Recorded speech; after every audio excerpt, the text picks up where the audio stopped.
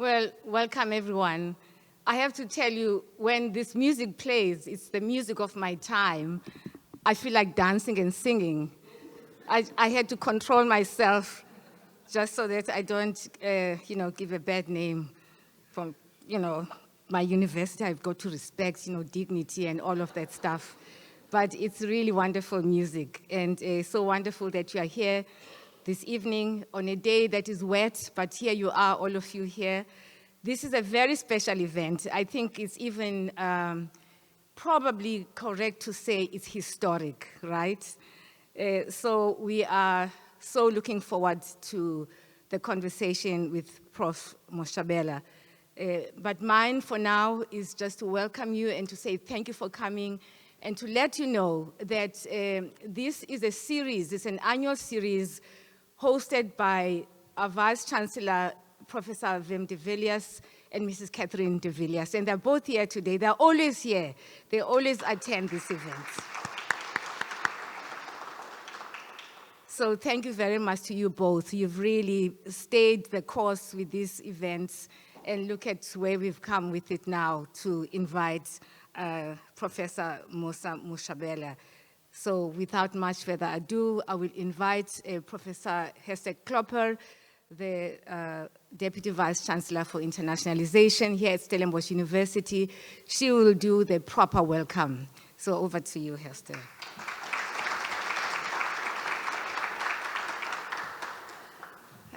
Good evening, esteemed guests, colleagues, friends. I see quite a number of students. Really honored to welcome you here. I was sitting here thinking I need to decide who is the drawing card tonight. For everyone to arrive in this pouring rain, we'll have to see if it's Professor Pumla or if it's Professor Moshabela. But really honored to have you here tonight. So as you've heard, this is part of a series of lectures.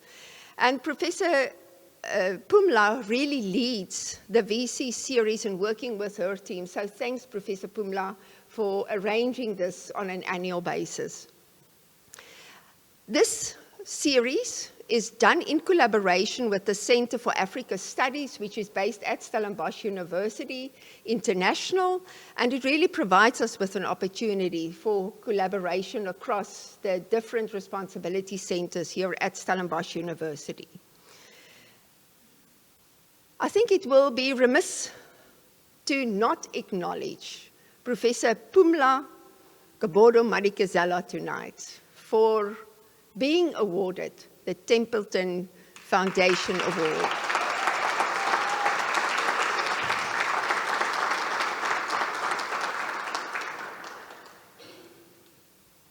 Pumla, I cannot think of anyone more deserving than you, because the Templeton Prize is really about the world's largest individual lifetime achievement recognition.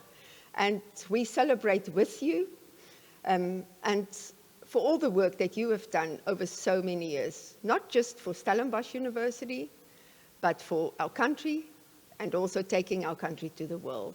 Let's celebrate once again.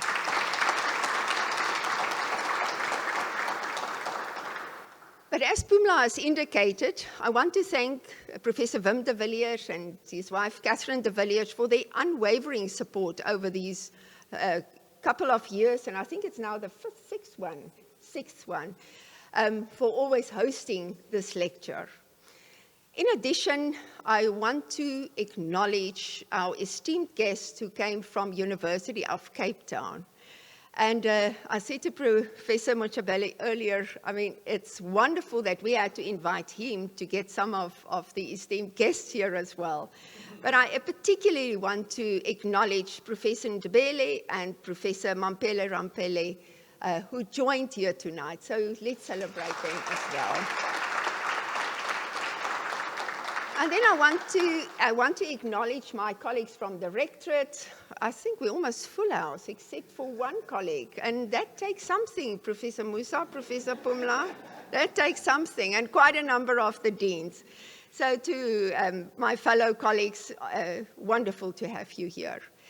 But tonight we are honored to host Professor Mosa Moshabela, a distinguished academic leader whose lecture promise to be inspiring, to make us think of how universities can really collaborate in a world where we don't need competition to move forward.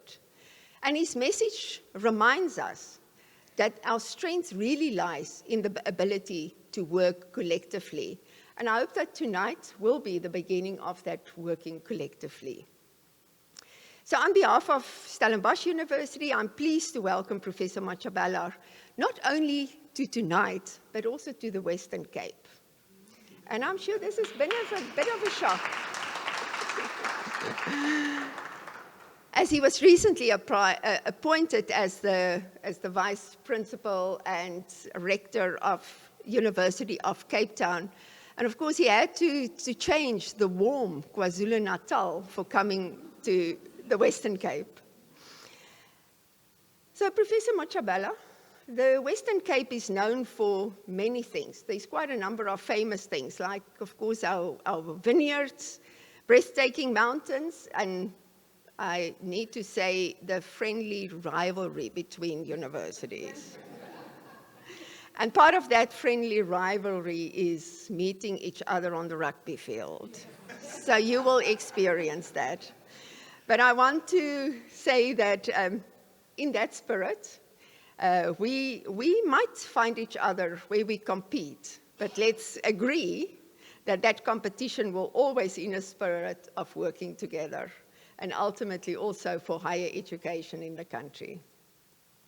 At Stellenbosch University, we recognize the importance of working together across the universities within our region, but then also across the continent. And that's where the important work of the Center for Africa Collaborations features, working with both bilateral and within our networks across the continent. I also want to acknowledge my colleagues here from the university, Stellenbosch University Museum, for always being so open to host these courageous debates and discussion and allowing us to engage in these sometimes tension, and that causes tension and difficult discussions, but to gain a deeper understanding and to face the challenges that we all as higher education institutions collectively face.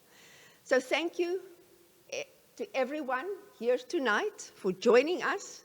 It is indeed my honor to welcome you on behalf of Stellenbosch University. Thanks.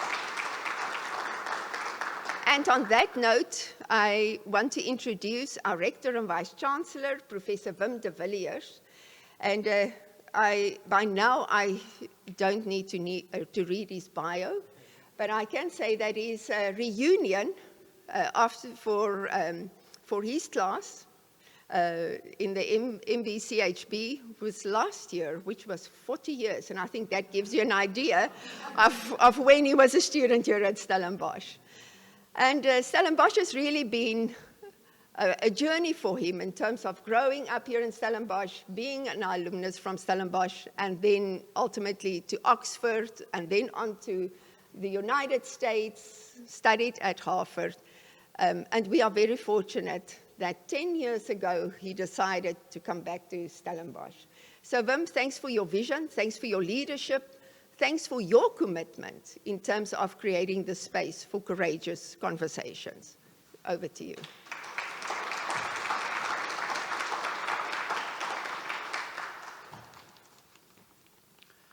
Thank you very much, Professor Klopper. So, dear friends and colleagues, it's really a pleasure being here. It is a very wet afternoon, but it's really, really nice to see such a great deal of interest, and as you say, I wonder why.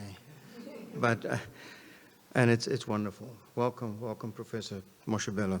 So since its inception in 2018, so that was the year of our centenary actually, this lecture series has been a platform for engaging with the pressing challenges that face our institutions and society at large.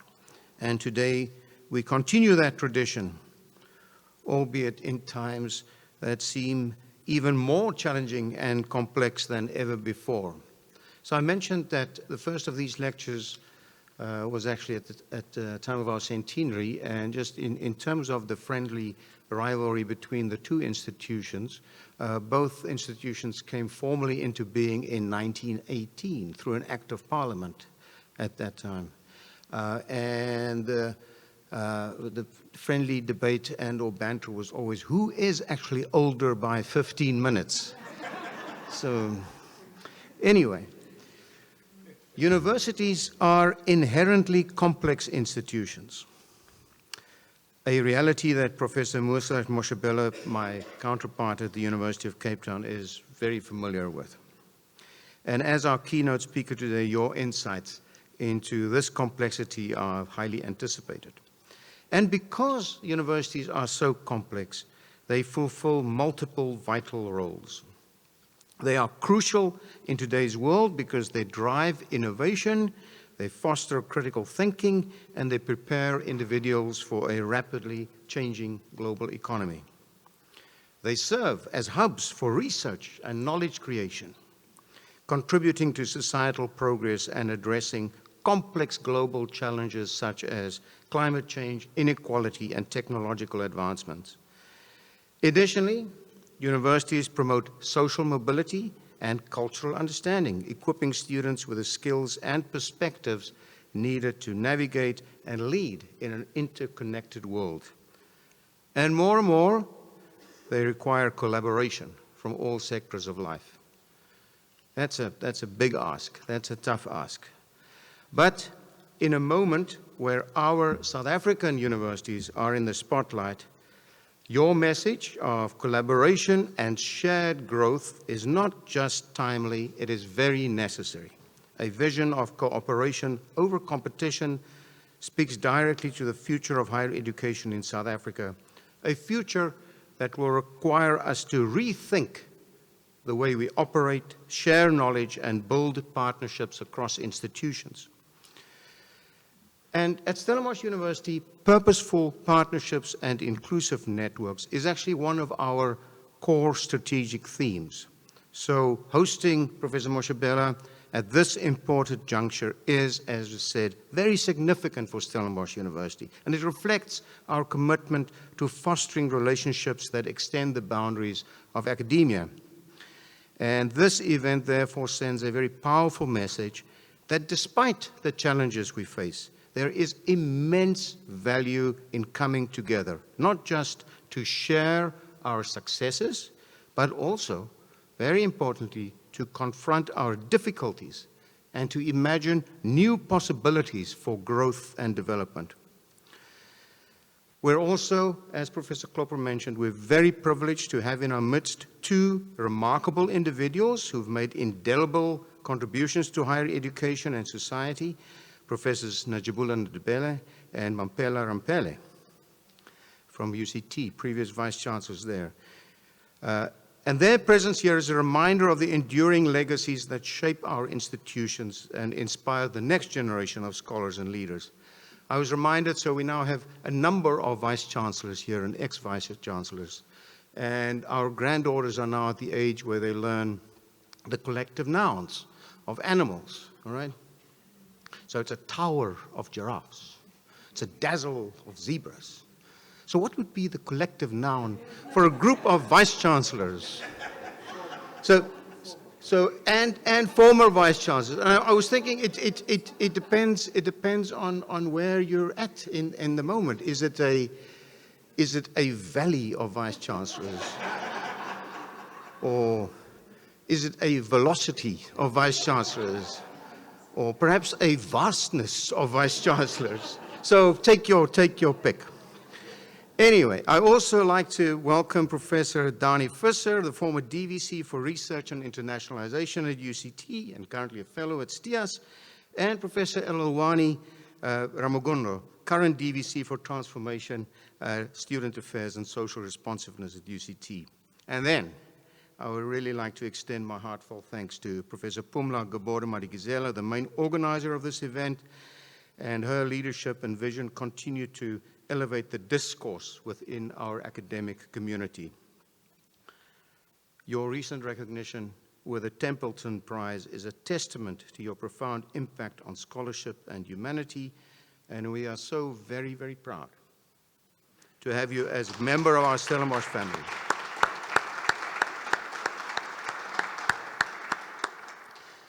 So let's embrace the spirit of collaboration that this lecture champions. May the conversation that unfolds here inspire us to forge new partnerships, enhance our research and curricular offerings, and continue to create opportunities for growth that benefit not just our own institutions, but the entire landscape of higher education in South Africa. So thank you, and I wish you all a thought-provoking and enriching evening. Thank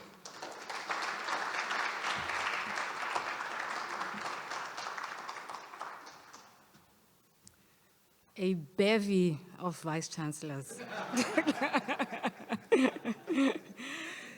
So I'm going to appropriate, since I started with the sonic, I'm going to appropriate a song, How Do I Love Thee, which is sung by Diana Kroll, and say, how do I praise thee? You know, she says, how do I love thee? How deep is the ocean? How high is the sky? You know, so she kind of says, you know, rather than say as high as the sky, say, well, how high is the sky? How deep is the ocean? As a reflection of that love.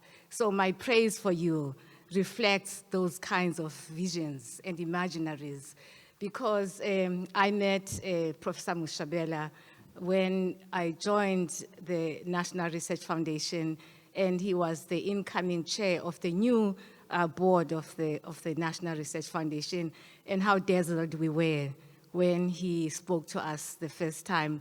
I can remember that we were so moved at that first opening event when he stepped in and he absolutely marked his identity as a leader, as a particular kind of leader that is about bringing people together.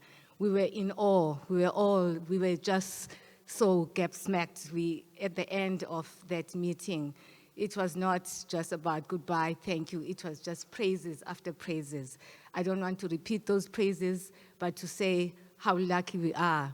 And my praise is, how deep is the ocean and how high is the sky? So over to you.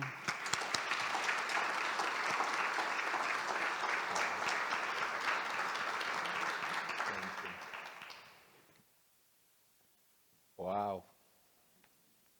The poetry. I'm still taking it in. Good evening, ladies and gentlemen.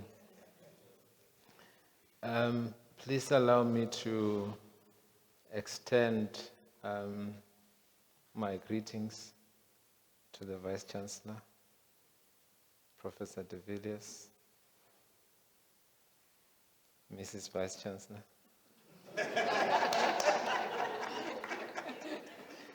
I appreciate the invitation very much. I feel honored. I don't take it lightly. I'm quite mindful that these are not things that happen all the time, especially when we are rivals.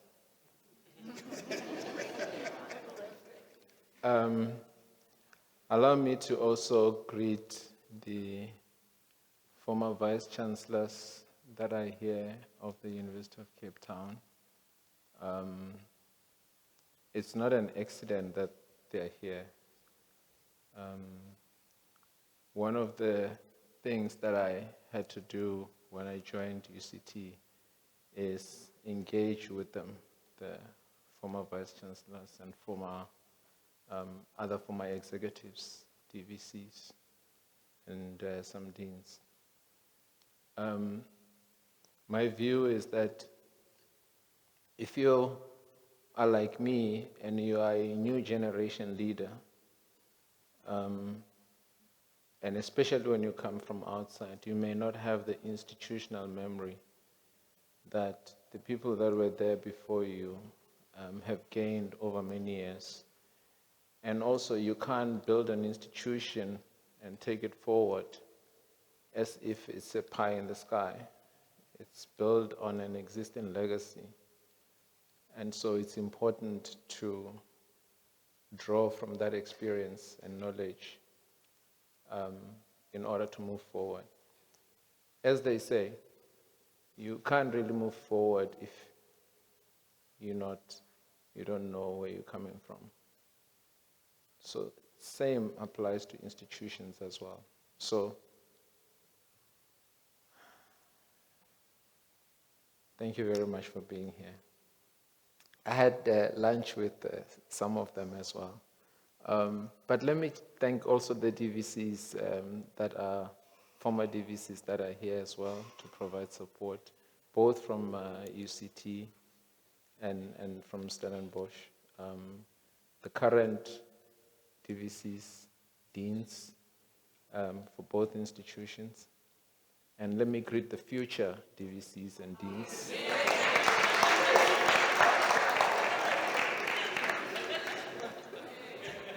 They got the message. This is important because I think that we're entering a new era, I think. If you look throughout the higher education system, there are a new crop of leaders is coming in. And this new crop of leaders, they are going to have different characteristics, ways of thinking that are different from the previous generation. We need that intergenerational exchange, definitely. That we must not underestimate. Even as you come in, don't come in with the arrogance of your own personal achievements. This is not something that you do as an individual. It's a collective. But it's important to note the moment that we're in. The challenges of today are so unique and so different that it's not just in South Africa but across the world that we can't really draw from our individual strength only. We need to build it together. We need to pull together. More so because universities are no longer just expected to respond to their own internal challenges, as the VC has indicated. We are under greater pressure to respond to external pressures. We are seen, as we should be, as the brain trust of the nation. And if we are going to fight over who's the best in the country, who's the first by 15 minutes, who's the oldest, then let's take those privileges, but also let's take the responsibilities that come with that. As the brain trust of the nation, we, in our institution, try to attract the best talent, both academics and students. We nurture those, we cultivate them. But that makes us, again, the brain trust of the nation. A lot of the times of the continent, and many times of the world as well. So it is in this regard that when I was approached, I thought of this topic after several conversations with Professor Koboto Matigizela, who convinced me to give this talk. She didn't work too hard, but she did have to convince me. The thing that convinced me the most is just her way of thinking. She is very collaborative in the way that she thinks, and she is very appreciative of moments that we see. You know, when you see that spark of people coming together and achieving something greater, because the sum of the parts is just greater. So she's had conversations with me about this, and we've been plotting on how we could make this possible. So when I was announced, she said, look, it might be a good opportunity, even though, of course, we had planned that I would come and speak before I actually start at UCT, because I was supposed to start on the 1st of October. Now I started on the 1st of August. they scuppered our plans, but nevertheless, it's still great because even at UCT, when the conversation came up, everyone was supportive. They were like, this is what we need. In fact, when I had lunch with the former executives, that's exactly what they said. They said, this was always the plan. It's like, I wonder what happened. We know we've got big egos in academia. So I want to start with a talk, but before I do, I received news this morning that we lost Emeritus Professor Brian O'Connell, of the former Vice Chancellor of the University of the Western Cape, someone who was considered a leader and very instrumental in higher education, and particularly in this region. So may I ask that we just take 1 minute for a moment of silence just to honor him. Thank you.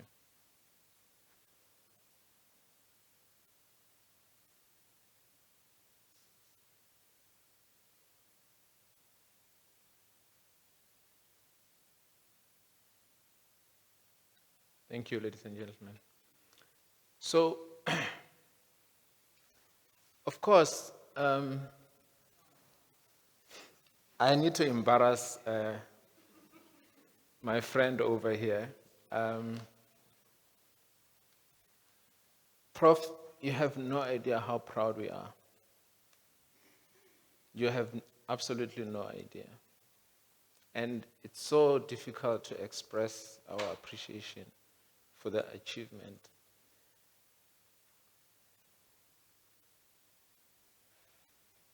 We talk about Nobel Prizes.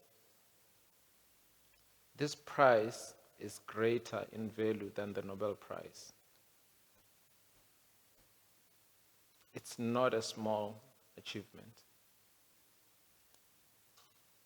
Especially because historically, of course, we tend to be biased towards the basic sciences and so forth. But to have this done for the portfolio of work, the body of work that you've done, it makes us so proud. So thank you for shining a spotlight on trauma and violence, for shining a spotlight on transformation, and shining a spotlight on the importance of having to go back and ensure that we heal from all this.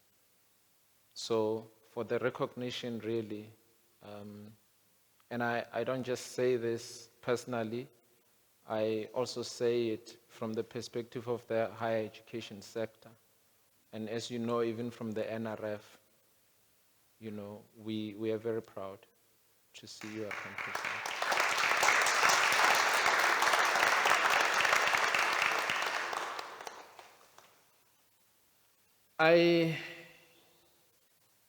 My motivation for the talk is simply because I'm worried about the future.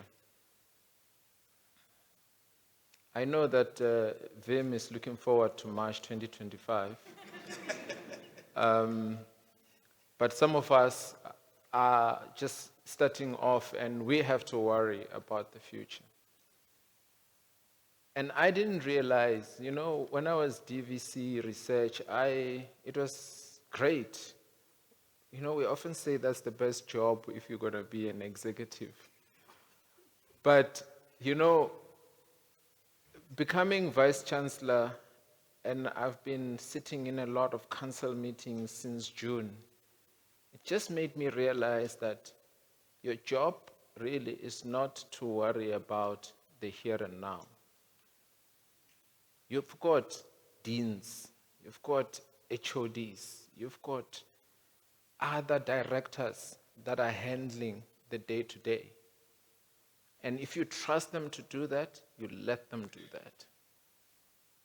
Which is why you've got to have the right people to do that work. But when you're a Vice Chancellor, you have to be thinking in the future. You have to be seeing horizons that are coming, because I listen in many conversations I'm having with various colleagues who have been at UCT for a long time, and I realize that the things that we are dealing with now, they thought about them 30 years ago, 20 years ago. They anticipated some of this. As you will see, I'll show you an example of that.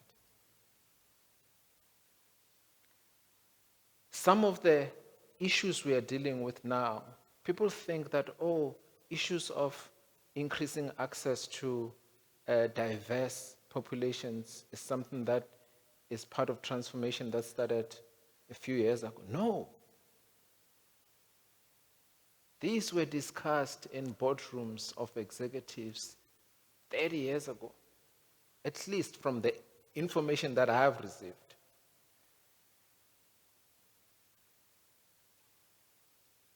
If you're going to sit there and you hear about, no, we discussed this during Stuart Saunders' time, then you know. People may not know about this, and that's the thing.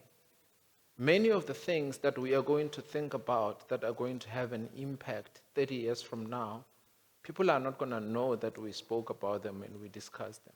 But we have a responsibility. We are inheriting an institution that is in good standing. We have to hand over an institution that is in excellent standing for future generations. This is important, and that's how we're thinking of sustainability. The sustainability is really, in this case, not just in terms of environment and SDGs, it's about making sure that we have an institution that is able to serve our needs today. 30 years from now, 40 years from now, those generations must have an institution that is able to serve their needs. We have to shape that for them, with them. And this is the difficulty of leadership. So let's not try to preoccupy our leaders with the day-to-day. Yes, of course, now and then, sure. But really, we really need to be thinking about institutional sustainability going forward.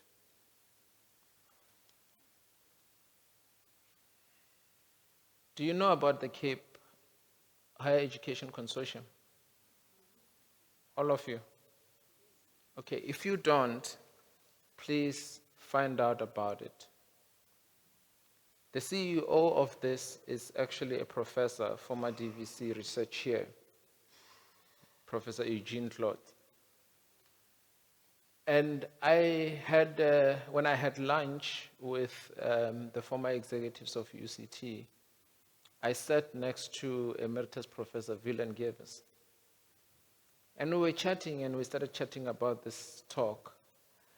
And he said, we talked about this many years ago. He's 87 now. We talked about this many years ago.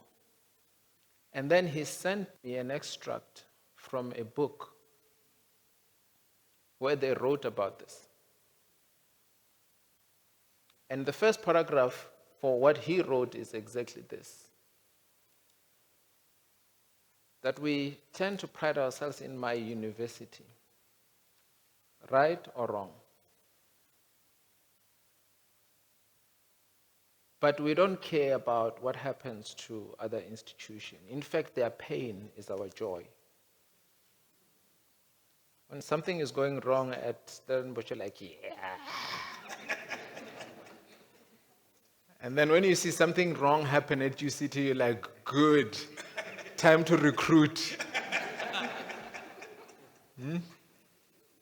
I've come to poach today. I'm kidding. But this is the thing. We get sidetracked. We lose sight of what matters. Because when we focus so much on that, we lose sight of the fact that our institutions are designed as vehicles, catalysts for change, for impact in society. When we bring students into the university, we contribute so much to their improved socioeconomic conditions when they leave. I was surprised.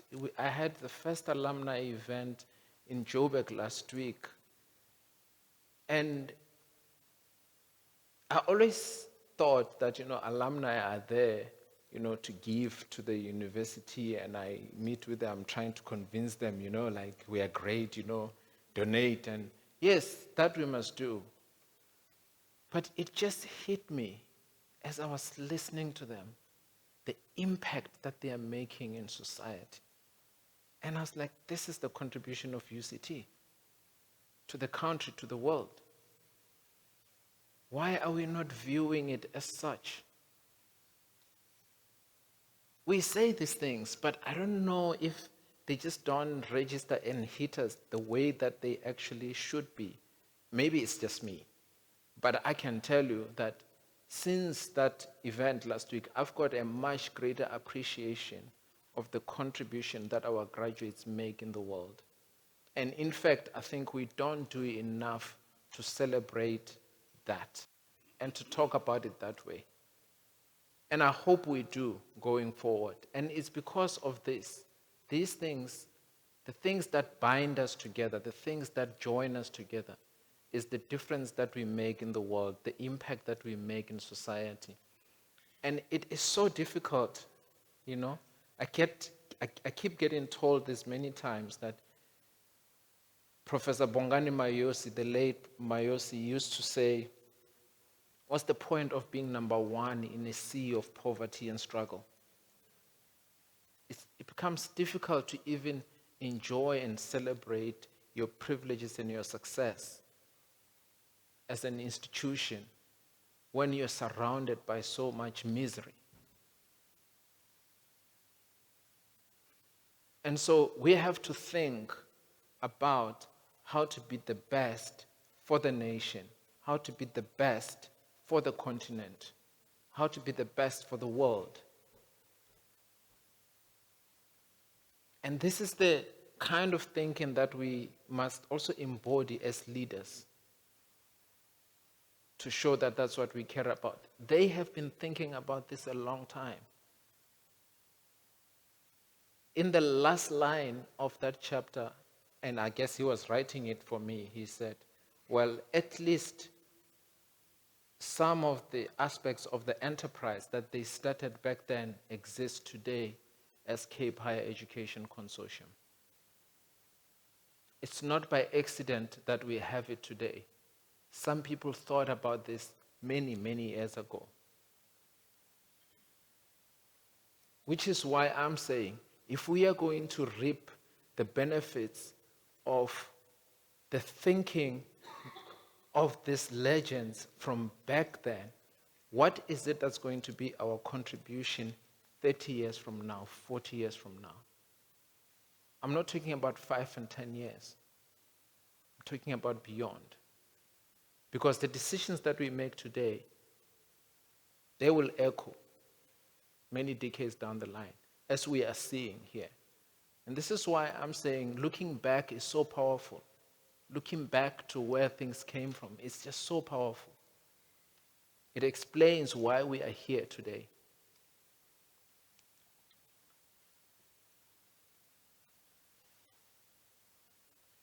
This is what we all like to think about. And let me just emphasize that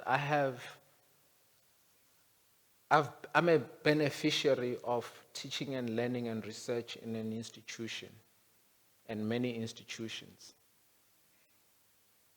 This is what is our core business. But when you become leaders and when you run institutions like universities, you have to recognize that for this enterprise to function, there's so much that goes on around it.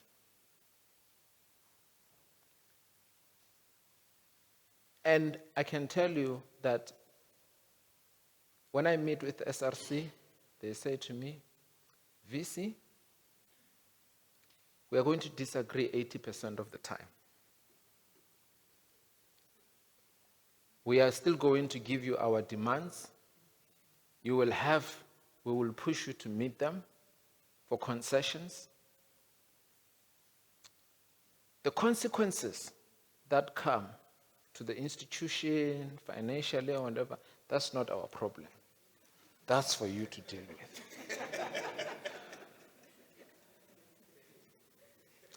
And then I thought it was only SRC students.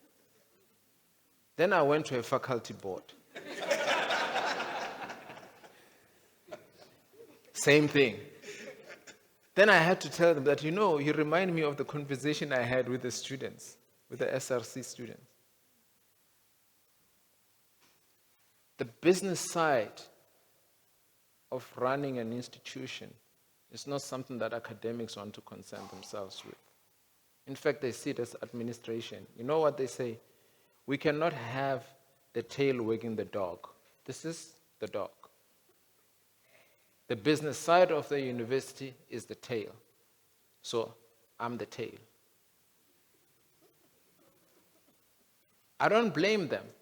I agree with them because I truly believe that universities are not top-down institutions. They are bottom-up institutions.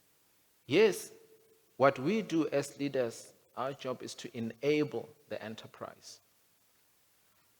But we also have to make sure that we do that in a responsible manner. Now that's difficult, as I will show you. The social imperatives that we have added a layer of complexity. I imagine that in the past, I may be wrong. Well, maybe I'm probably wrong, because in the past, many of our campuses were very political. And the job of leadership really had to deal with, students alike, had to deal with very political issues of liberation and so forth. But it's presenting in a different way today, very much around poverty and the need for economic type of liberation. It manifests in the institutions. There is so much poverty that is moving and is being transmitted from one generation to the next generation. And part of what we are expected to do is to break that circle. Is to break that circle for a lot of people. That's why we often talk about first generation this, first generation that. We contribute to that. Now, I can tell you, when we have to bring first generation students from underprivileged backgrounds into an institution, it creates historical debt. Someone asked me the question, are you saying that, the quality of education and universities deteriorate because of transformation? I'm like, well, an argument can be made, not in those terms, but if you look at it from the reality of having to run the complex operations of an institution and bring in students who cannot afford into the university, not just any university, bring them to UCT, where NSFAS only pays 45,000 and we've pushed them up to 50,000 to pay for accommodation. And yet accommodation only starts at 65,000. Goes up to 120,000 per annum. Who's going to pay that gap? Every year the gap is about 150 million. So we want to bring those students into an institution. From a point of merit, they're great. There's no question about that. But we still have to deal with the reality. Now we do, when they get the qualification from UCT, we know they're going to get a job. We know that. It's going to open doors for them. We know their circumstances are going to change.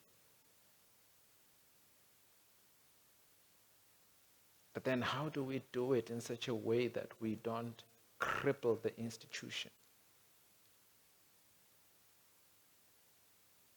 This is the challenge that we have. We know the potential impact of these institutions on society. But it makes it so volatile when the economy is shrinking the way that it is in South Africa. Crime is so high. Yesterday, I received a call because there was from Durban actually, a colleague picked up in social media that there's a student at Khayelitsha Hospital who is said to be a UCT student. And the boyfriend stabbed her, and he wanted to go back to finish her off. And so I made calls to try, and the police were basically looking for the family and so forth. And because they knew her, this lady from Durban, they couldn't reach me, so they phoned her. So we phoned, security went and did monitoring. They called the police. They found that, okay, she's safe, she's being guided properly, and she's a Rhodes student, not UCT student. But, they said, okay, what do we do? And I was like, well, just monitor the situation. I mean, I wanted to say, well, it's not my problem, but I can't. Because I don't know what happens when we pull our security out of a situation like that. I mean, I'm not giving you all the details, but that's basically the gist of the story, is that this crime, and we get these students from different parts of the country, of the continent, their parents are entrusting them with us. They are in a city where we may not be able to guarantee their safety. Crime is escalating. We are still a microcosm of society. So there's so much that is happening in terms of making things so difficult for us to run these institutions. A couple of weeks ago, we hosted a workshop with the NPA, National Prosecuting Authority, around these issues of gender-based violence, and same thing.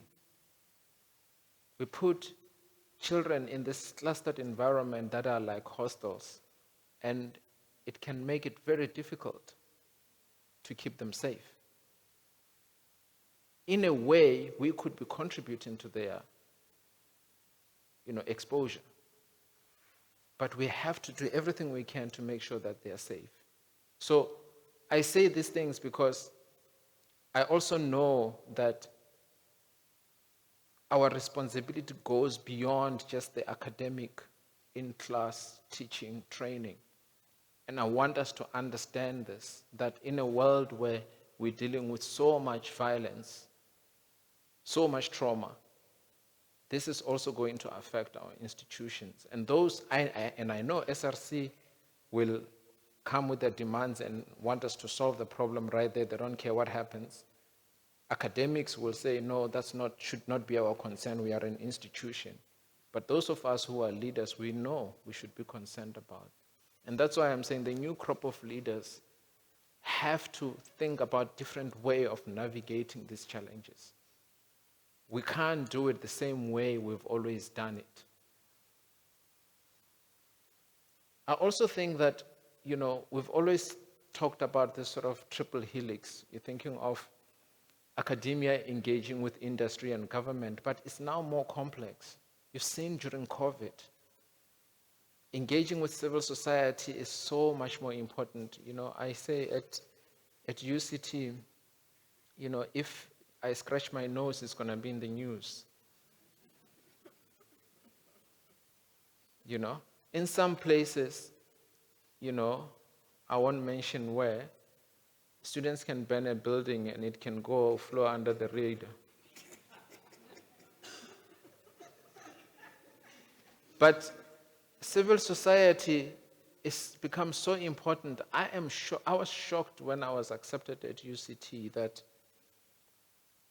many people who were interested in my appointment were not staff at UCT. Oh, those were also. But there were other people outside who were not staff, students, alumni, who were not donors, were not parents of UCT, people who had no association with UCT. Why are they interested? This is the thing that we have to think about. Society cares about what happens in these sectors, either because they hope their children would go to UCT in the future, probably not, but I think it is, not everyone is going to go to UCT. I was rejected at UCT.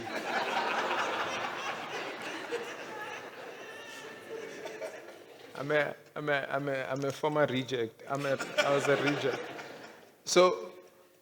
But mostly because, really, as I said again, these institutions are symbols of hope. They are the brain trust of the nation. We just don't understand how deep it goes. And more, as society becomes aware, communication, social media, information spreads so easily. People are becoming a lot more aware. So, also, we now deal with issues of ESG, environment, sustainability, and governance, as you know. The complexity of leadership has now expanded. If you are having to talk about investing your endowments, are you going to invest endowments in a company that deals with fossil fuels and smoking and cigarettes? And we don't want that anymore. And now I'm sitting there and I'm like, so now I must figure out where Alan Gray is investing and whether the company, I mean, seriously? But this is the expectation. It makes it so much more complex. So,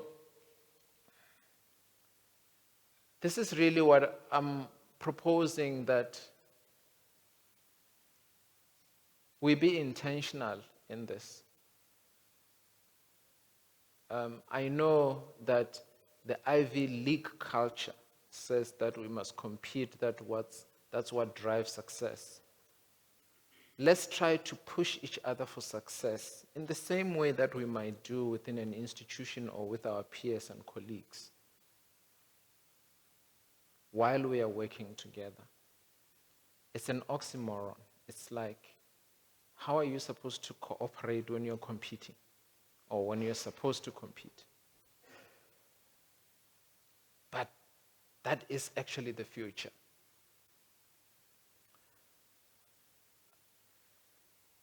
I want to tell you about this story.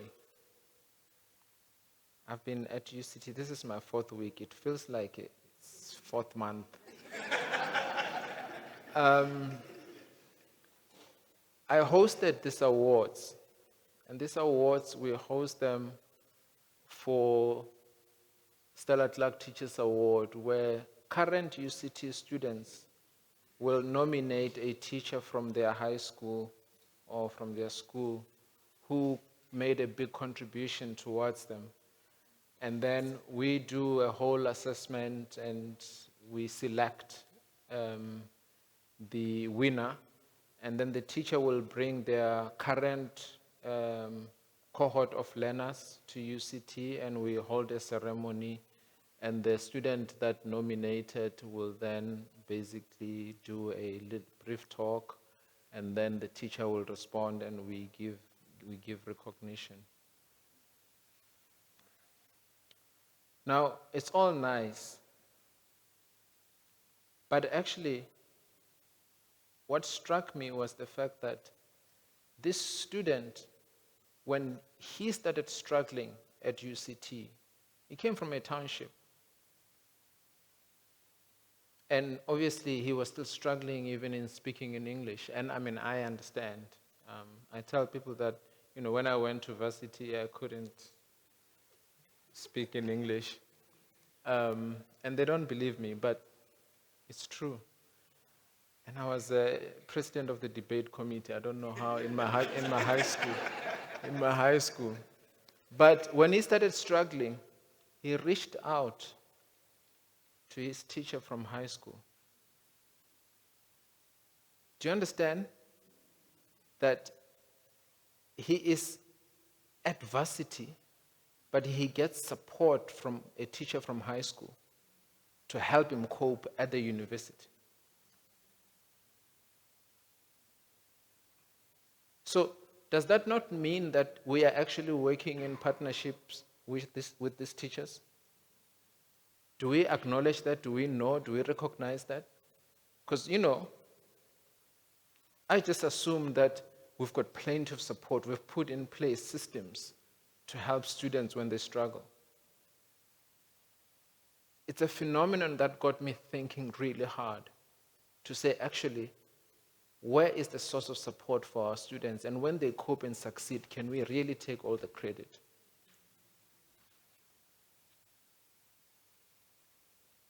So I'm sure that parents play a role. I'm sure that other people play a role in the success. The fact that we don't see the partnership, the collaboration with these teachers, the fact that we don't acknowledge it, doesn't mean that it's not happening. And I really hope that we can find a way of acknowledging it. The success of higher education is going to depend on the success of basic education. We know this. The greatest reward is investment in basic education and preparation for higher education, and not so much higher education itself. Don't quote me. This is important, and I really do think that we have to rethink our models. The fragmentation that exists currently between high schools and universities is a problem.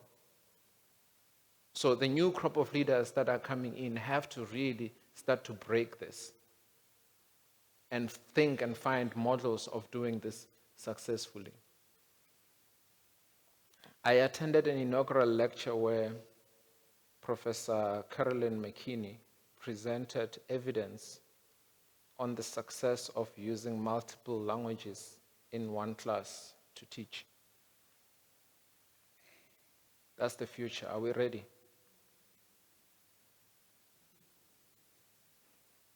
Are we ready? You can teach in English. A student can respond or ask a question in Xhosa or Afrikaans. Are we ready? This is the thing. We live in the new world, but we still want to use the same old tools. So my challenge for the new leaders is exactly this. If we want to succeed, we must understand the meaning and the importance of someone knowing that they belong in a space. And part of it is being able to express themselves fully in a language that they feel confident to express themselves in. We did when the students who are trained in Cuba come back and they're trained here, one of the things that we used to do is when they come back, they struggle to speak English, and we would let them speak in Spanish. If they want to ask a question, they can ask a question in Spanish first, and then after they've asked a question, they can translate it or their colleague can translate it. Now, we didn't understand Spanish, but it helped them to pass and to do well and to gain confidence.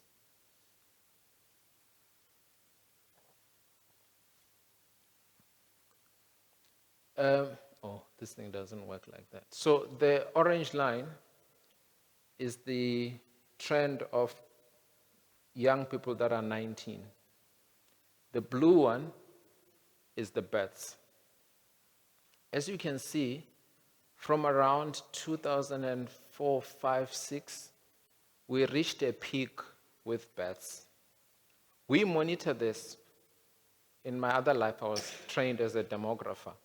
We monitor this to try and predict the number of people that are going to need to get into higher education. So if your births reach a peak, you expect that later on you're going to reach a peak in the 19-year-old, sort of 19 years later or so. So the dip that you see there, and Frank Tanzer will know, it's contributed a lot because of the deaths that happened due to HIV. It is not a normal dip in itself. And when you see it go up, and you can see it's going to peak around 26, 27, 28. So right now, we think we have a problem of massification, lots of young people that need higher education. It's going to get worse for a bit. We are always going to take the top slice of the best students. But the world around us is going to be full of young people that can't go into spaces for education. It's going to be unstable, they're going to be frustrated, they're going to push for free higher education, they're going to, unemployment of youth, young people is going to keep getting worse. There's going to be so much instability around us for a few years, and it's going to peak around 2038, 2040.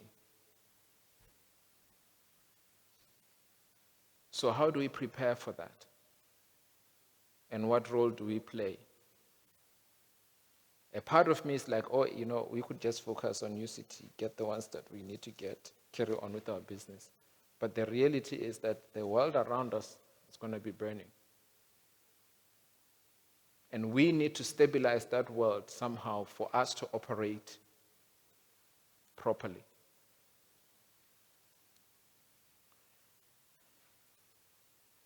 I don't know if this is good or bad. I often look at high schools and I look at private high schooling, and sometimes I think it's a good thing that it happened. In time, they are also going to start closing down some of them as that graph continues. But right now, from 2011 to 2020, the stake of private sector higher education moved from 10% to close to 18%. It's going to be about 20% in terms of the students in higher education. It's growing rapidly. Is it good or bad? I'm not sure. I'd like to hear what you think. I think that is going to have an impact. I don't know if it will affect Stellenbosch and UCT,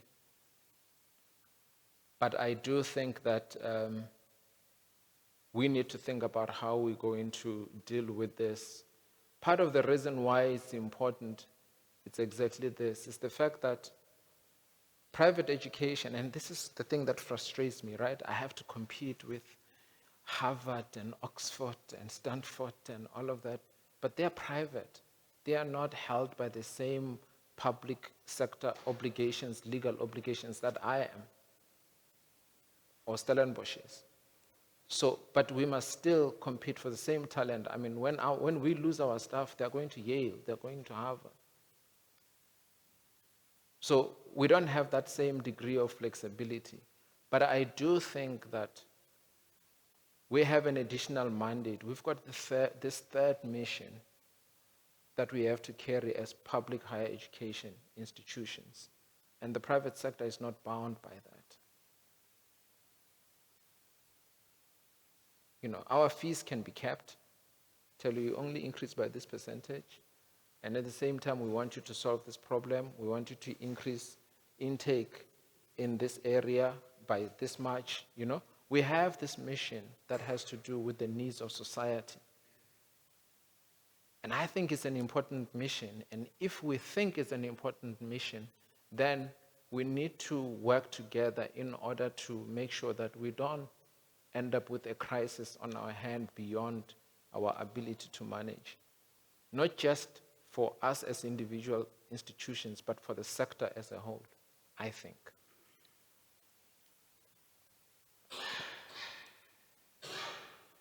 So, we talk about this, as UCT, for example, What is my reference point in terms of demographics? Is it Western Cape? What's my denominator? Is it South Africa?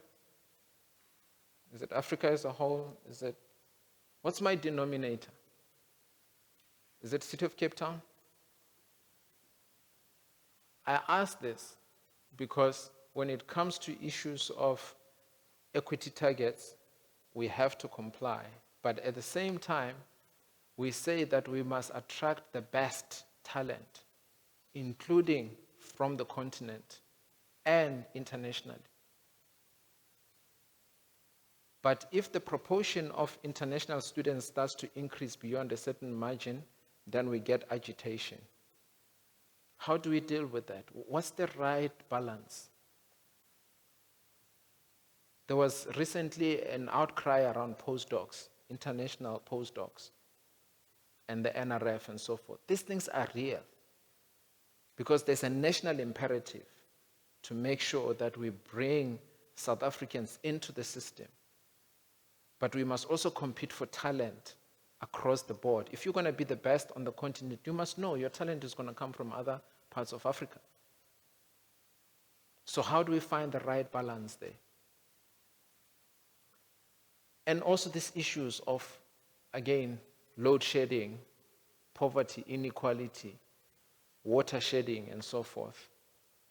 How do we play a role in that such that society will know whenever there's a crisis in the country that UCT, Stellenbosch, the brain trust of the country, they have our back.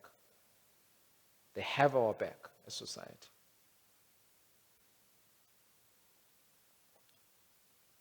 I think we can all agree that AI and technology is going to be disruptive in a way that during Professor De Villiers' time it was not.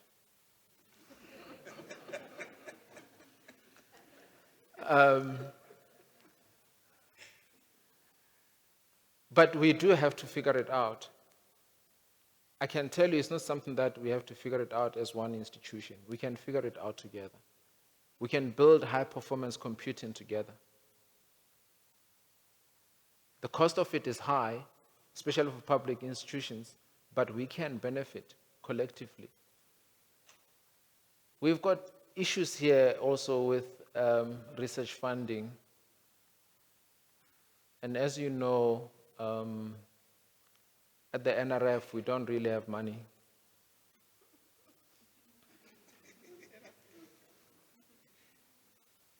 I know no one is going to challenge that. But I want to give you a figure that I want you to remember. If you look at the number of applications for postgraduate funding, you will find that we get about 14,000, 15,000 applications, and universities do good screening such that about 96% of them are eligible for funding. But we can only fund 35% to 40%. Not because the others are not eligible. They are eligible, we know that. But there's not enough money to fund them. So about 60% of the eligible ones cannot be given funding. What is that going to do to South Africa in terms of postgraduate studies? For a lot of people that are NSFAS funded from undergrad, who will most likely not be able to afford postgrad education. Yes, we can debate about corruption, we can debate about many things that constrain the fiscus, but I can tell you that we have to figure out solutions because we have a crisis on our hands if we don't deal with it. Same thing, I mean, in terms of GDP, we are now at 0.62, the recent figure. Doesn't change much. And advocacy for that is not going to happen with the minister. It has to happen at the presidential level. We hosted a Nobel laureate, Professor Wim Frank, last week, and he was he was awarded together with two other people for the cryo-electron microscope. And UCT wants a cryo-electron microscope. They have a unit currently, but they operate it remotely. I don't know how they do it. And then I had a student email me, said, oh, I'm studying overseas and I'm using cryo-EM. And I want to come back, but if I'm going to come back, I need to have a cryo-EM. And then I asked them how much, is it? And they said, the first one said to me, oh, the last time we did a code was about 60 million rands. It's like, oh, it's probably around 80 million rands now. And then Trevor Sewell, emeritus professor, said, oh no, just round it off to 100 million so that we can have the whole ecosystem. Now, a lot of people come from different parts of the continent to come and do cryo-EM at UCT. How can we not afford a cryo-EM together? 100 million? Vim?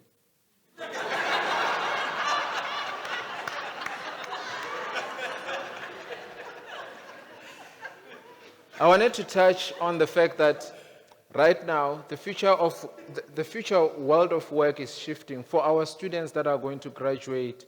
But as we see it right now, do you have a policy on people working from home at Stellenbosch?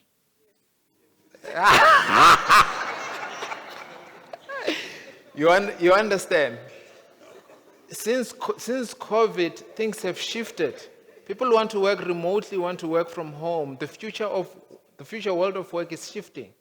And the same is happening with our students as well. They want to learn differently. They want more blended learning. They want to do things remotely. They want to work from home when they're at the beach and so forth.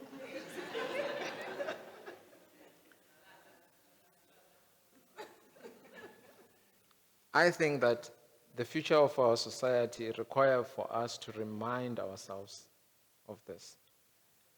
If we focus on our own institutions and the competitive spirit, which I think, as we said, healthy, we can do better with more cooperation, especially when we're looking outside and looking around us. And I think the next crop of leaders need to do a little bit more of that, of navigating that, which is why I think we also need to have capable managers institutionally so that our leaders can focus a little bit outward, externally. We have that privilege in institutions like UCT and Stellenbosch, but we need more of that so that we can tackle some of these complex issues, societal issues, and look at impact. Thank you very much. Can I have a seat? Yeah. And thank you very much for sharing sincerely from your heart. So I just want to thank you for that. And I also want to acknowledge everybody with the protocols that were done. So I'll not go through the names again, but all protocols observed. And then I just want to thank you again for the presentation. So which you did, you shared quite a lot. I just want to find out from you, given your move to UCT, why UCT? You're from KZN, right? And I know a few people here from KZN. There's Diresh, our colleague there, I mean myself. There's a number of people. Anyone from KZN here?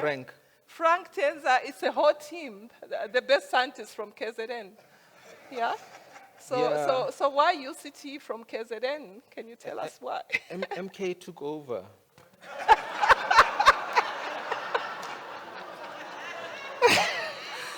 You came before.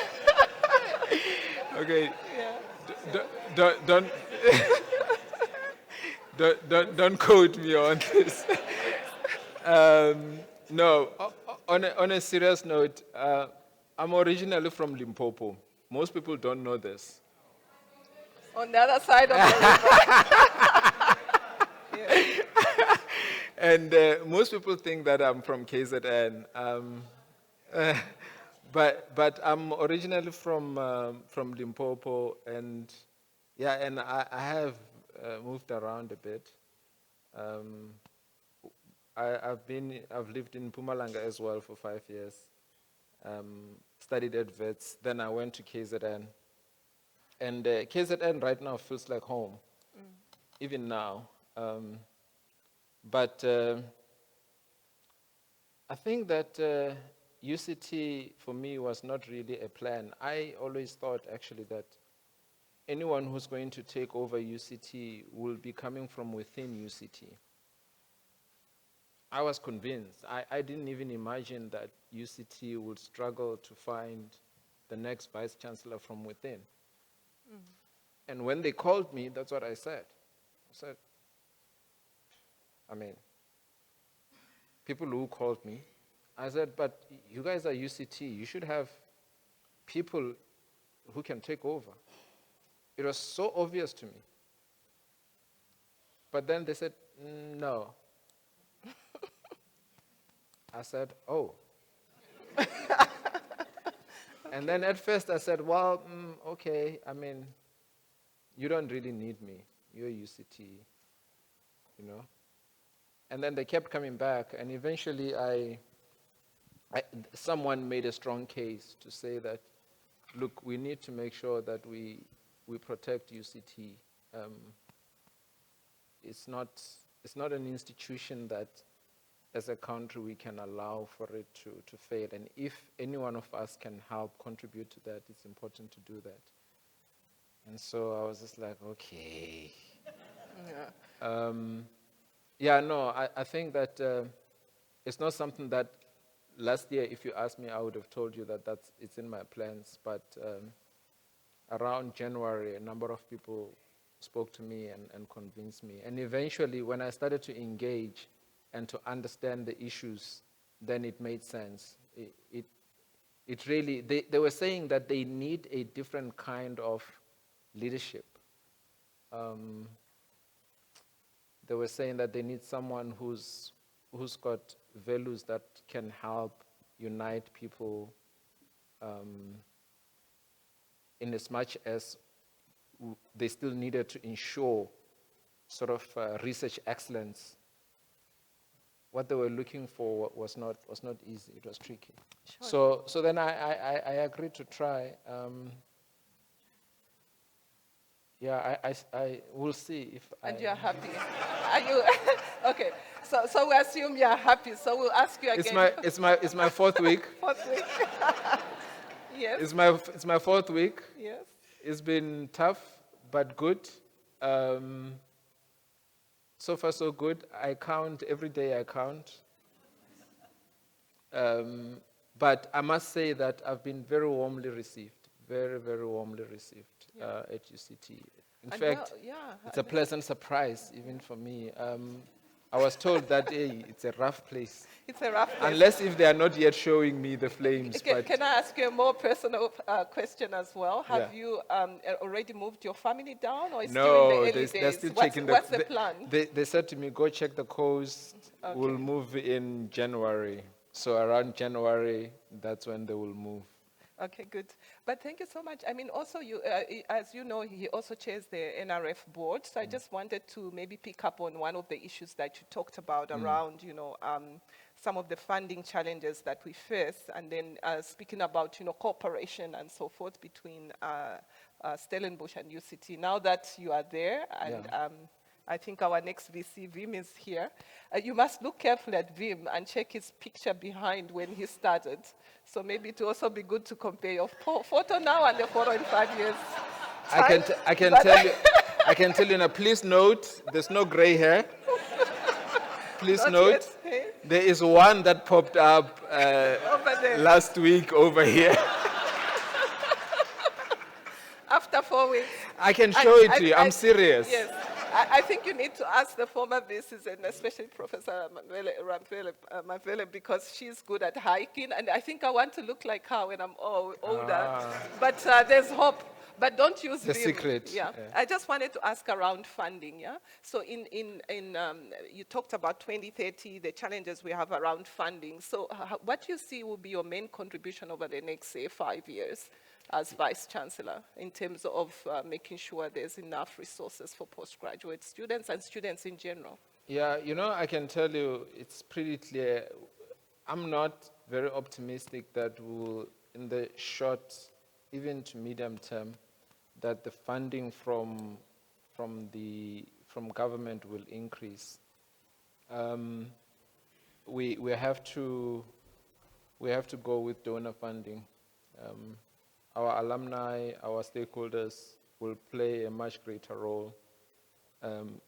We used to be stable when it comes to fees. We are not anymore. As I gave you the example already, that there are these sort of formulas that make it very difficult for us to benefit a lot from fees, and also the social imperatives mean that we must sacrifice there in that area if we want to advance the agenda, the national agenda. But I really do think that we need to get into a space where there is a lot more giving from all of us. I mean, I would love to see a point where even our staff, current staff, are willing to give to UCT. They don't like it when I say that. But that's basically, for me, our best shot. We are unlikely to change the landscape. I can tell you about the NRF that one of the things that we were trying to encourage them to do is to do something they call budget coordination. Because the NRF funds students across different disciplines, funding can come from different departments, government departments, to support the NRF. But the way the structure is organized, that's not easy to do. I didn't realize how hard it is to do until we started to raise it. And it cannot be done by the Minister of Science, Technology and Innovation. That's the problem. So even in government, we need much better coordination for funding flows to support postgraduate studies. Imagine agriculture, trade, health, and so forth. All of them could contribute to the pot in the NRF. And the NRF needs to double from the current 5 billion to 10 billion for it to cater for this need that I've just explained. Oh, thank you so much for that. I have a question from Kate. Is Kate around? Yes. You have a mic. You can ask your question. Thank you. I have a mic. Is it on? Just say your name quickly and, yeah, what you're doing. Hi. Is the mic on? Are we good? Yes. Hi, my name is Kate Woodsmith. I'm actually part of the team at AVREC. Can you see me now? Sorry, I'm actually helping with all the technical things tonight. And I'm doing my second year of my master's in psychology. What I've heard from tonight, thank you, Prof, firstly, for your talk. What I really heard from you is this call to future leaders. And you've painted this picture of this diverse network of support and pillars that hold up institutions like Stellenbosch and like UCT. But what I was really wondering was, what is your call to everyone else? Not all of us can be future leaders. Not all of us aspire to be in those positions of power, and not everyone should.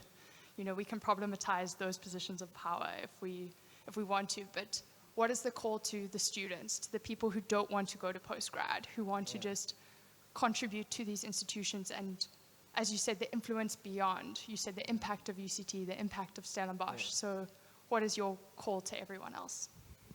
Sure, that's a tough question. Thank you, Kate. Thanks, Kate, for that question. I'll tell you what my personal view is that if you think about the nature of the student today, the attributes of the student today is not the same. We don't have the same attributes that we saw in students of 20 years ago. In many ways. And the thing that strikes me the most is that the student today, they will tell you when they are uncomfortable about something. They will tell you when they are stressed and they're having depression, mental health problems. These are not things that we talked about when we were students. You just had to deal. If you have those problems, it means you don't belong here. But the fact that we now have a different kind of student, and I'm not even talking about the fact that they are much more savvy, computer technologically and so forth. I'm not even talking about just the state of the student, the nature of the student is shifting. but we're still using the same tools to teach and educate. And they are challenging the discourse. They are asking us to do things differently. I would say that that is the first part. You need to feel brave and courageous and comfortable enough to tell us that what you're doing doesn't work for me. I learn differently, and I would like you to help me. I would like you to redesign the system to help me learn.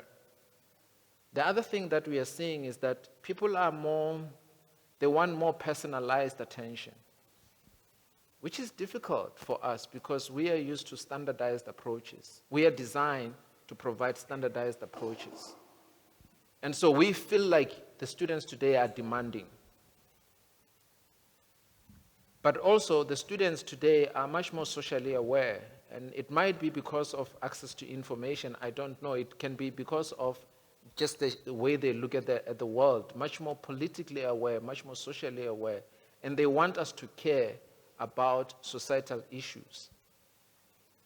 You can see it, for example, with the Gaza-Israel issue, say abroad, right, in the US. The students are leading that, which is also why I was relieved that in South Africa, it's the academics who are debating it, because my view is that if the academics did not debate these issues, then it would be left to the students to pick it up, and that would be much more disruptive in my view. I may be wrong. So I think the nature of the student has shifted, and we need to listen to them and try and respond to them, because our systems are archaic. They are very difficult to change. You know, somebody said universities are like churches. They don't really change easily, and we are not agile. But help us to be more agile because of the way you are, in the way that you see the world.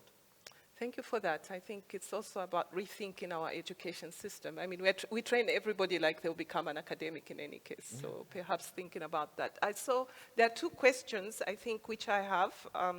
If you want to ask, you can raise your hand, but perhaps let me ask is, I think, who else was, sorry, I'm actually looking at my, Nozamo, are you here? Nozamo?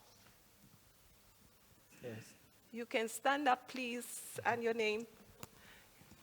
Just get to the question because we're a bit tight on time. Thank you. Okay, thank you. So I'm quite excited to ask this as a former student leader. And I wanted to ask, given this proposition that you've given us, a new model for higher education, seeing that you sit on USAS now, how can that model be utilized between USAS, SAUS, and DHET? Because a lot of the issues that students face, they bring it through SAUS. SAUS tries to, I remember, I had interesting conversations with USAS back in my day. How can this cooperation work, given the fact that we all have different stakes in these dialogues and conversations that we're supposed to have, especially if we'd like to see the implementation of better funding models for NRF to help students? Yeah. I wanted to pass that question to Wim, actually. I'm going to say this again. I really do believe that we have to rethink how we organize, rethink our structures. I don't mean any disrespect to any of these structures that have been existing for a long time.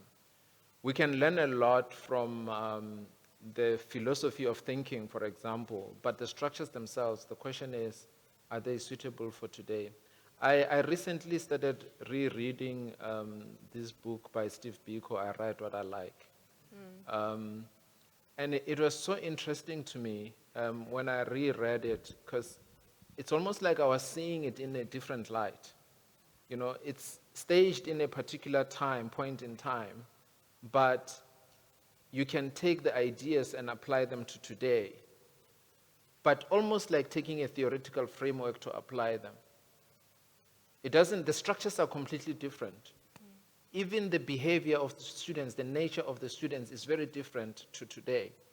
But we are struggling with what I would say they are also politically burning issues that require people to organize and students to organize, and structures that are suitable for the environment today. This is the issue.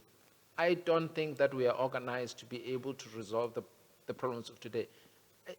the same thing I was saying about the fact that government, with all the physical challenges that it has, they cannot do budget coordination, makes no sense to me.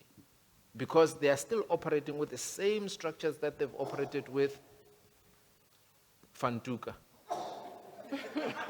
So it's no disrespect to the structures that are there, but I just think that we have to really push ourselves to think a little bit more about what is it that we are taking from our heritage and what is it that we are continuing with moving forward. We must not dump all the things that we have benefited from in the past, but we don't have to hold on to them in the way that they are as we move forward. This is really my point. And I know it doesn't answer your question directly because I don't want to disrespect anyone, but I hope you get my point. Thank you so much for that. We have 2 more questions. I'll take 2 more questions. So one from my right and one from the left. Okay, so let's start with the right. Please stand up and say your name, please. Thank you. Hi, I'm Marisa Mulder. I'm a postgraduate student in the philosophy department of Stellenbosch, and I think I would kick myself later if I didn't use this opportunity to bring up the subject, and you kind of brought it up when you brought up Gaza, especially because one of the introductory speakers alluded to or said the rectorate of Stellenbosch seemed to be majority here. So you're kind of inheriting this situation in UCT's, you know, how they've handled it. And from what I can tell, it seems, I don't know as much about UCT's response as opposed to Stellenbosch's, but UCT accepted the academic boycott against Israel. And I think there's a lot of frustration currently from groups like Student Action for Palestine and such, etc., let me include everyone, on how the Rectorate of Stellenbosch maybe is responding to it. But some of the points you brought up, first off, ties in very well with the thesis that I'm doing, which is on solidarity, largely as a response to the genocide in Palestine. But you brought up points of like, we have these demands, but we don't necessarily think of the business aspect of it. Exactly. And so sometimes I feel like, you know, I want to get really angry at this imaginary rectorate who I don't know. You're apparently here, but I don't know who you are. I'm so sorry. But then you think, well, damn, okay, maybe, you know, there's some real challenges in, you know, wanting to make a clear stance like this. And maybe on a personal level, you'll say, listen, I don't support the genocide. But then at least be honest with us and say, listen, there are like monetary repercussions, or it has consequences with our dealings with Israel if we make a clear stance about this. So I guess my question then is, how do you personally feel about this, and how do you think Stellenbosch should be addressing this in taking into account maybe that there are some other reasons that they can't publicly say to the students? So I'm not allowed to give my personal opinion on this. So as a Vice Chancellor, I have to be impartial, right? So I'm not going to give you my personal opinion. And also, I'm not going to tell Stellenbosch what to do. But I will tell you this, that when I distilled this whole thing, I inherited it, of course, at UCT. And when I distilled it, I realized that the biggest tension was really around the heritage of this notion of academic freedom, whereby academics are free to associate and do whatever research they need to do. And sometimes boycotts restrict that, right? And then I thought, okay, but academic freedom needs to come with an element of public accountability. You've got to draw a line somewhere, you know. And, you know, at UCT, fortunately, the Academic Freedom Committee does have those boundaries.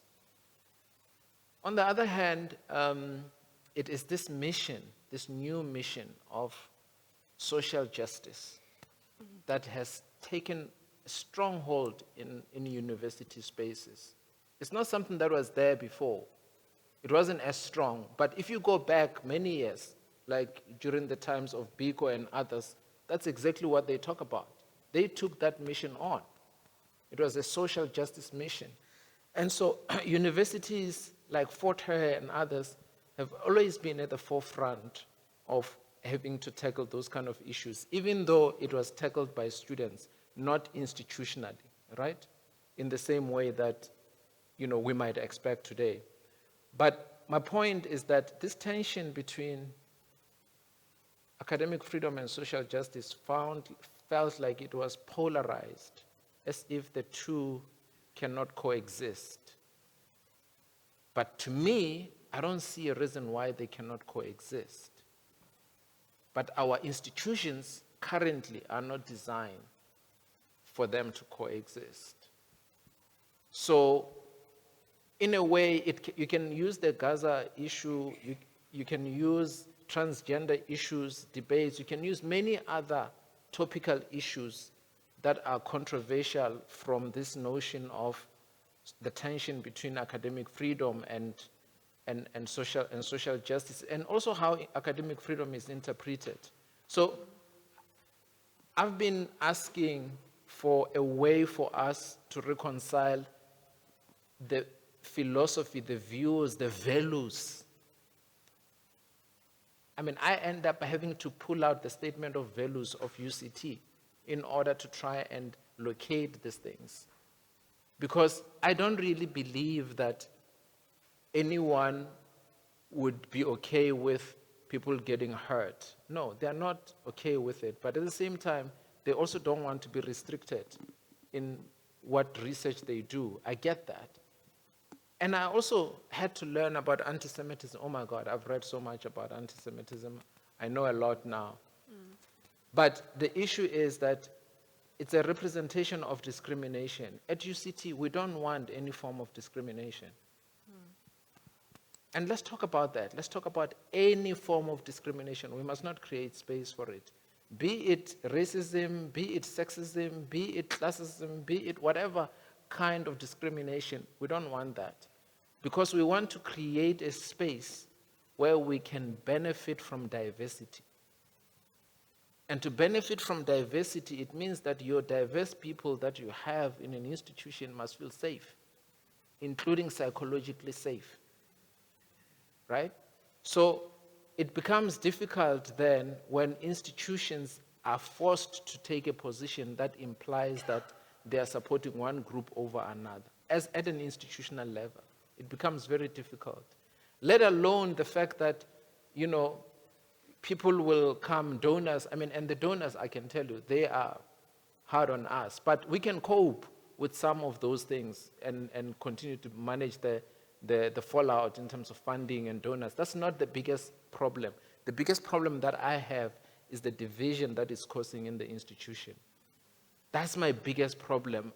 If we are united, we can overcome anything. Even the sort of withdrawal of funds that are happening, we can cope with them if we're united. That's my biggest threat. Whatever you do, do not put your institution in a situation where it's going to find itself torn apart. Vets did a good job, and I'm very impressed by how they went with a consensus approach rather than a voting approach. Because voting means that majority wins.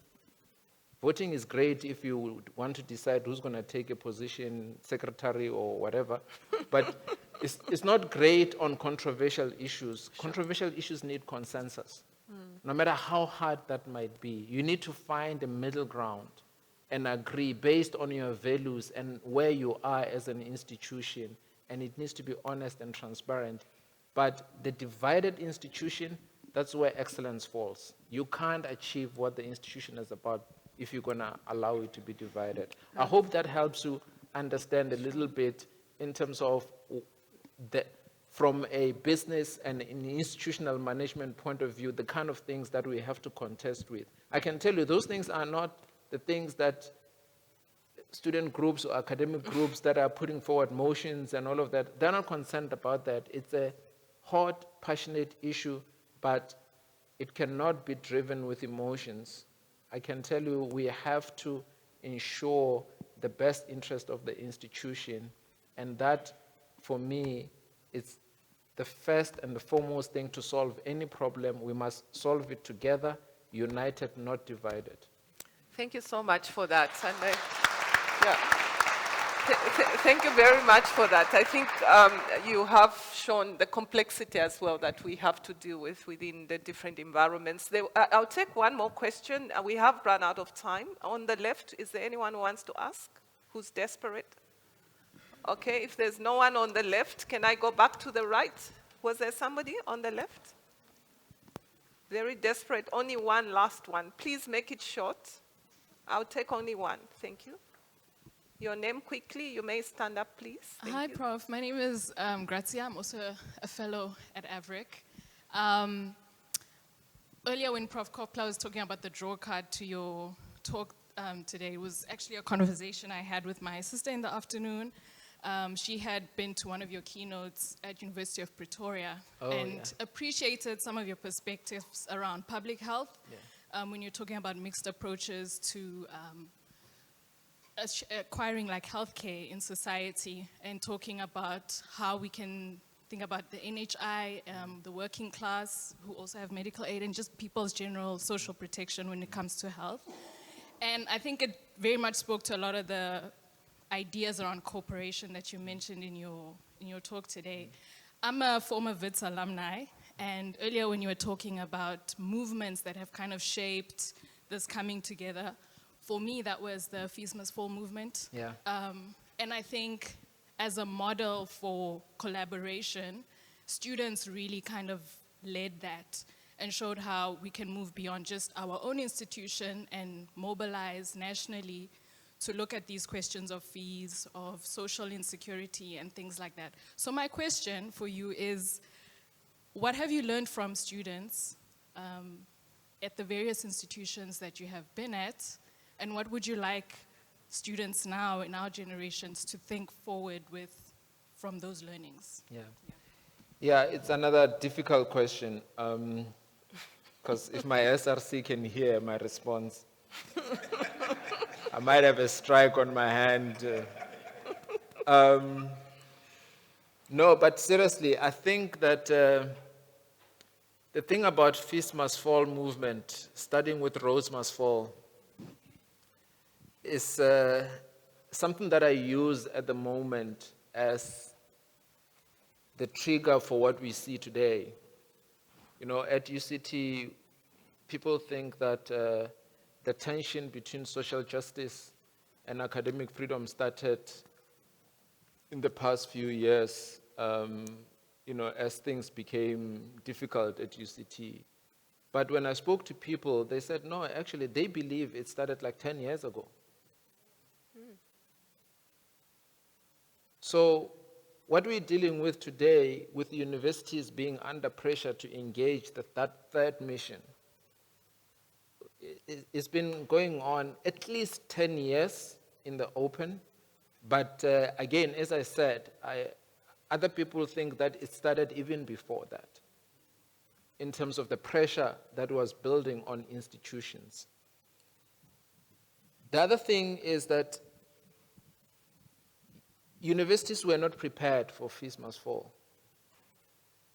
They were not equipped to handle it, which is also why I said it's important that academics and Senate and others and institutional forum deal with these issues before students take them over, because if the students take them over, it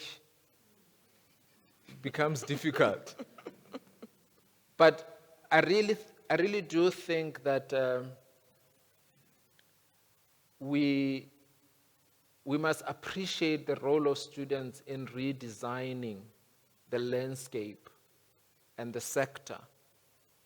I just wish it could be done without the violence, without the trauma. Fees Must Fall was very costly across academics, leaders, students, and I can tell you now, later in September, I'm doing a conversation with Max Price on his book, which is very much about Fees Must Fall. And I had someone walk to me. I was in Claremont, a former UCT student who was very active during Fees Must Fall. And he said to me, he said, Prof, there is pain in me.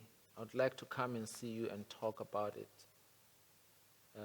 The experience from Fees Must Fall was not pleasant, and I struggle in my life to move forward because of what happened. It's almost like, and when I mentioned his name to my colleagues, say, look, can you contact this guy? I need to set up an appointment with him. They said, look, this was one of the most problematic guys during that time. So you might want to reconsider. But for me, I understood that what he's presenting is that in as much as he was seen as problematic, he probably wants to make amends, he wants to heal. There's something in him that broke during that time. It came at a cost. So I will give him space to talk, to have a conversation, to understand what he's going through, and help him to overcome whatever challenges that he has to overcome. But same thing happened when I went to Joburg, and another one was saying that she was also part of the Fallist movement, as they call it, and she wanted to come back and speak to current leaders in terms of their experiences at that time and share lessons on how to avoid some of the things that went wrong. So I don't want to sit here and basically express, only the positive things about how students contributed to the discourse and shaping the discourse, which future students are going to benefit from. That's why now when a student talks about mental health, we take it seriously. Back then we might just have said that that's your problem, or if they talk about family issues, we now take it seriously. When they talk about poverty, we take this thing seriously.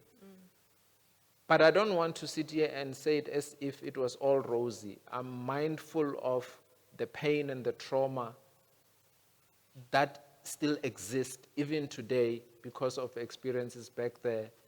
And the explanation that I got was that part of the work that I need to do at UCT is because the difficulties did not only start in recent years, they are building on top of some of the things, the pain that started forming at that time. And there has never really been a process of helping people reconcile with these things. So I hope you understand what I'm saying. It's a difficult issue, I think. I recognize the contribution that has happened, but it comes at a cost. And it is that cost that I wish we could avoid going forward.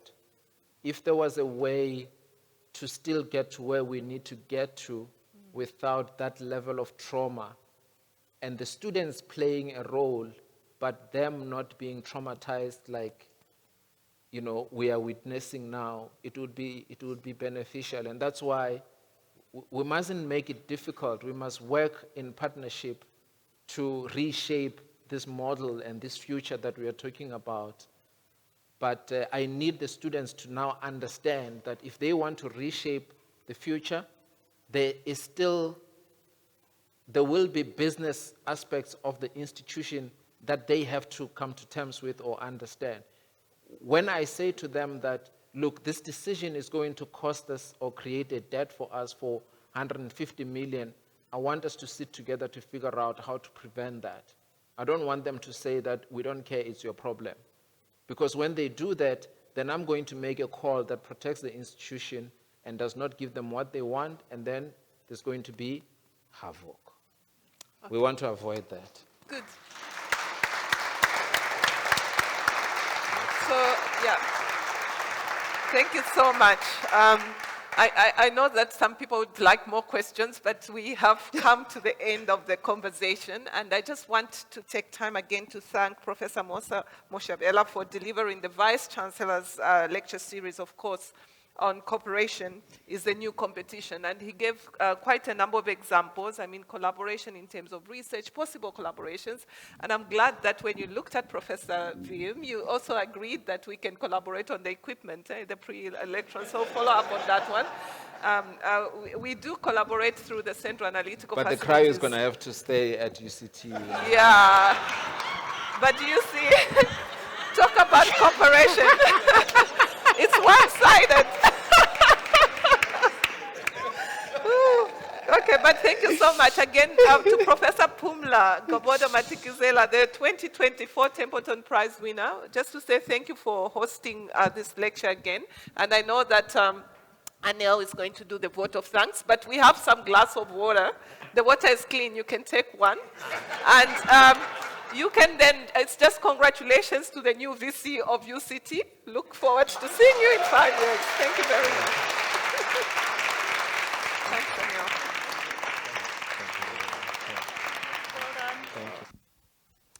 As always, thank you so much, Prof Moya. Thank you so much for facilitating. It was a very important dialogue. I think this is a historic moment, not just for our institution, but also regionally. It's a very big moment for our institutions regionally to have this, to have you here. Thank you so much for your time, for your insights, for your wisdom and your expertise, and for your call. I think the call that you made was one that was transgenerational. And it was also a call for the collective. Our institutions as UCT and Stellenbosch University was birthed out of the collective, out of a collective initiative. And now today, as we stand on the precipice of transformation, we require that collective for change. So with your leadership and the upcoming leaders in the room, we look forward to seeing where UCT goes. So thank you so much. Thank you so much. Firstly, to our venue, the museum, as always, it is such a pleasure to work with you all. Bongani and his team, they're always so open to collaborating with us. So thank you so much for offering the space. We do have a few gifts from the museum itself from Bongani, but Bongani, being Bongani, wanted me to give it to you. But I just want to emphasize that this is from the museum. Also, the Center for Collaboration in Africa, thank you so much for your partnership with us. And then to AVRIC, the Center for the Study of Violence, for the study of the afterlife of violence and the reparative quest, to our organization team. Also, thank you so much. To Caesar and Jolene, and then also to our students who always give up their time in terms of organization. We are really, truly a collective effort at AVRIC, and that's why the call meant so much to us.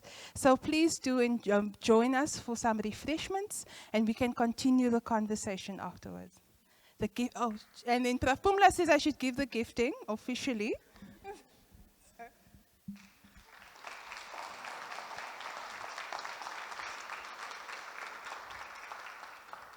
So please do join us. As Caesar's indicating, you can just go through the wings of the building and come and join us for some light refreshments, everybody. Thank you.